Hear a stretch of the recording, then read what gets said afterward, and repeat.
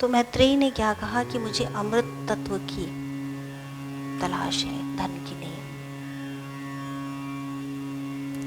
तो क्या धन से मुझे अमृत तत्व मिलेगा?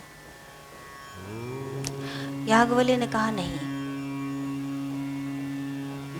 धन के लिए, कर्म के लिए संग्रह की, सहायक की, अधिकरण की, कृतत्व की आवश्यकता होती है, तो इसके परिणाम अमृतत्व नहीं हो सकते। तो ज्ञान से ही अमृतत्व की प्राप्ति हो सकती है।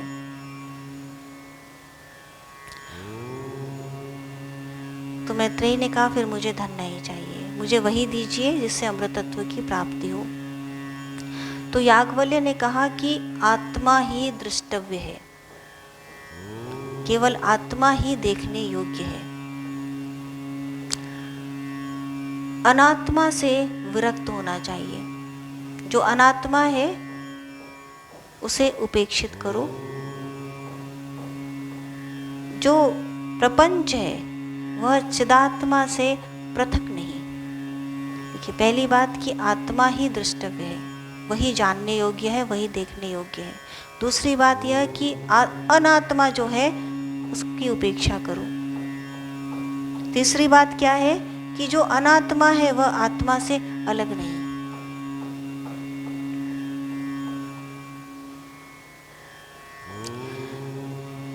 कल्पित देश काल आदि पदार्थों का तत्व आत्मा ही है।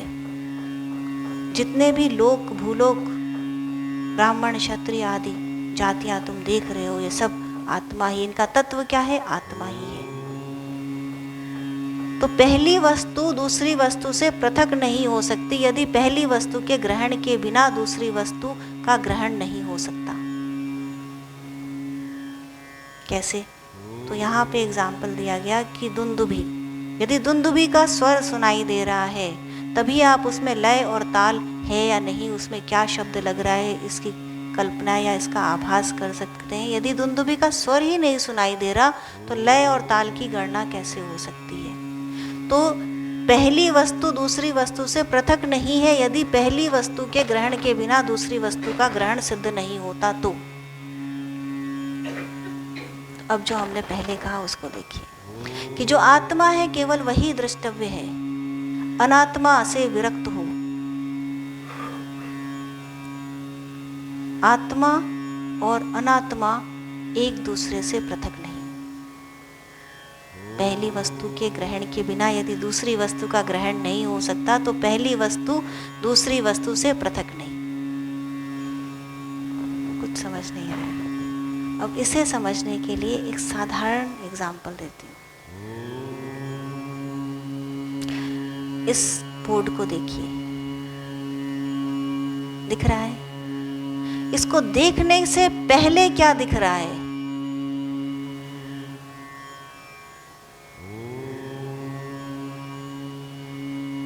इस बोर्ड को देखने से पहले क्या दिख रहा है? देखिए, उस बोर्ड को देखिए।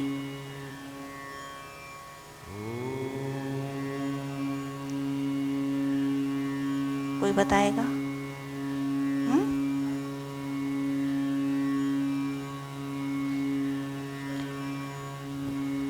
उसको देखने से पहले क्या दिख रहा है? स्थान। लेकिन क्या वो रिक्त है?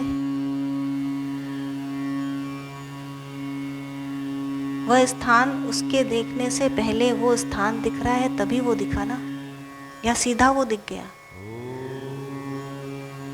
यदि मैं गुरु की फोटो को देखूं तो उनको देखने से पहले बीच में यहाँ तक, यहाँ से कुछ यहाँ तक स्थान है जो दिख रहा है, लेकिन क्या वो स्थान रिक्त है? तो वहां क्या है?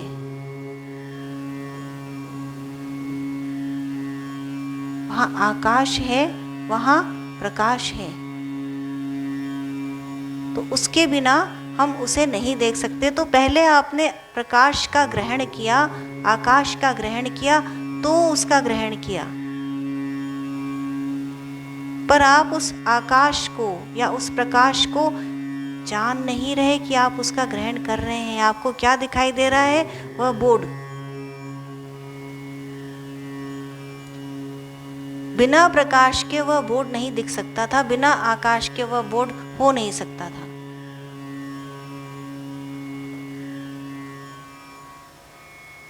पर आपने रियलाइज नहीं किया। This realisation is called realisation, कि बिना परमात्मा को ग्रहण किए आप अनात्मा को नहीं देख सकते। बिना आत्मा का साक्षात्कार किए आप अनात्मा को नहीं देख सकते। पर आप अनात्मा को देख रहे हैं और उसी के साथ स्वयं को जोड़ रहे हैं। यही ज्ञान, यही रियलाइजेशन परावर्ती चक्र से, पुनरावृत्ति चक्र से बाहर निकाल देता है।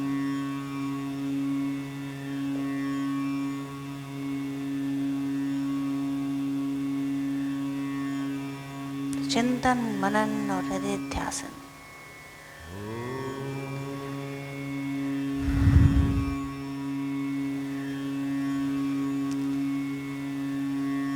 तो व्यक्त और अव्यक्त।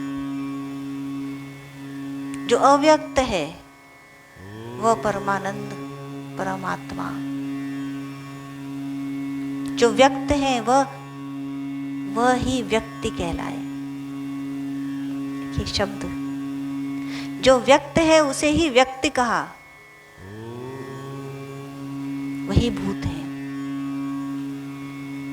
जो जन्म मरण के चक्र के अधीन है, तो अव्यक्त को देखे बिना हम व्यक्त को देख नहीं सकते।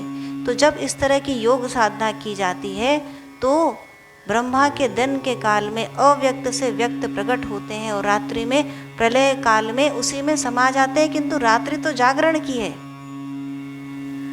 और आप उसे मृत्यु कह रहे हैं, प्रलय कह रहे हैं। तो या निशा सर्वभूतानां तस्याम जागृति संयमी, इसका क्या अर्थ हुआ? तो व्यक्त से जो अव्यक्त से जो व्यक्त हो रहा है वह क्या है? अनात्मा, जो क्षरणशील है।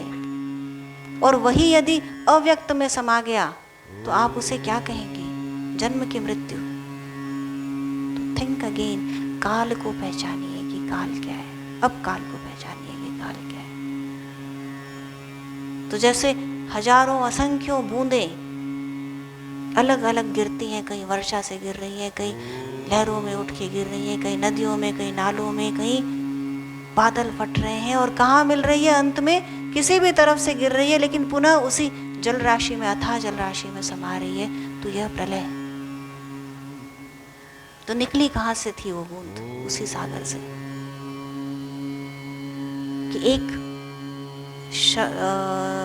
शुष्कता के कारण और उष्णता के कारण नमक की डरी में परिवर्तन हो गया और फिर वो डाल दी गई उसी पानी के अंदर, तो घुल गई समुद्र में, तो प्रलय हो गया। कि जैसे अग्नि से निकलती हुई असंख्यों चिंगारियां, तो जब अग्नि से निकल रही है तो उसे अग्नि कहेंगे या उसका पृथक अस्तित्व कहेंगे? दोनों ही तरह से वह अनिर्वचनीय है, उसकी व्याख्या नहीं की जा सकती, क्योंकि वह पृथक भी नहीं है और समाहित भी नहीं है। लेकिन अंत में वो वापस अग्नि में गिर गई, तो उसे जन्म कहेंगे कि मृत्यु? कि वह बूंद वापस समुद्र में समा गई, तो उसे जन्म कहेंगे या मृत्यु? तो आपने अभी देखा कि किस तरह बिग बैंग में सृजन हुआ, एक्सपेंशन हुआ। That creation, that expansion is expanding continuously. This universe is expanding. और एक दिन एनिहिलेट हो जाएगा वापस, तो उसे जन्म कहेंगे कि मृत्यु?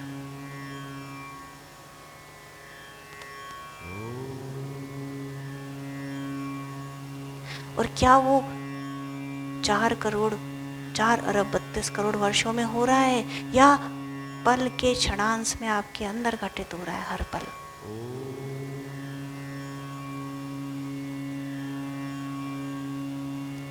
तो ब्रह्मांड कहाँ है? उस चैतन्य कूटस्थ पर जो आपके अंदर समाया है, या ब्रह्मांड वह है जिसकी कल्पना की जा रही है कि एक ब्रह्मांड ये है, उससे करोड़ों ब्रह्मांड जुड़ करके एक और बन रहा है, फिर हिरण्यगर्भा, तो यह ऐश्वर्य, यह ब्रह्मांड है, यह भव्य रूप, यह ब्रह्मांड है, या वह ब्रह्मांड है जो आपके अंदर समाया है, कूटस्थ पर बैठा हुआ गुरु, वह चैतन्य प्रकाश, हर पल के क्षणांश में होता हुआ, हर क्षण के क्षणांश में होता हुआ प्रलय और उद्भव, यह चक्र है, या वह ब्रह्मांड जिसे आप बिग बैंग के द्वारा देखते हैं कि बिलियंस ऑफ ईयर्स हो गए और वो एक्सपैंड हो रहा है और एक दिन वो कोलैप्स हो जाएगा वापस, वो काल है।